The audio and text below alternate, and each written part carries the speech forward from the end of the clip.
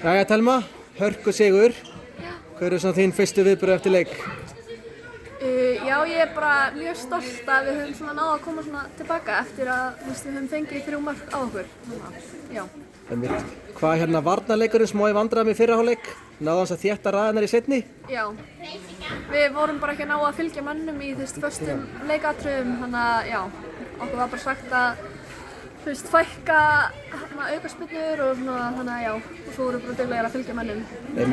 Eflaust verið erfið fyrri hálfleikur fyrir ykkur. En þér að segja, það var líka erfitt fyrir okkur fjölmiðla fólk að vera upp að skrifa um leikinn, það var allt of mikið að gerast. Já, allt of mörg. Það var bara allt of mikið að gerast. En hérna, fyrsta þrenna þín, eða ekki, á ferlinum? Jú, yes. Ekkert að þrenna þegar þú varst í yngri flokkum, sem varst eftir?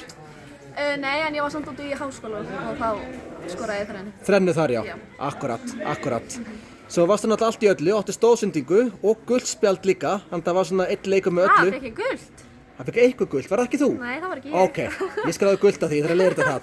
Ég sverða, ég held að það var að gefa þig gult spjald. Nei, það var ekki ég. Ok, herri, þá er það misskilningur. En enga síður, stóðsending líka, en þú eiginlega komst að, já, nánast öllum mörkunum nema einu. Þetta er svo sannkallað stórleikur. Já, ég er bara mjög ánægð. Það er gott. Já. Herri, en hvernig svona er það? Nú náttúrulega var systín hérna, yngri. Já. Hún náttúrulega byrjaði henni á FH og spilaði mjög vel með FH-ingum. Svo er ekkert dónalegt að fá síðan þig síðan strax og hún fer ekki með þú inn í staðinn. Það er bara skipting. Það er bara innáskipting, nákvæmlega.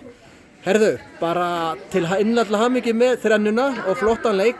Takk. Og bara takk kærlega fyrir viðtalið. Já, takk hérlega.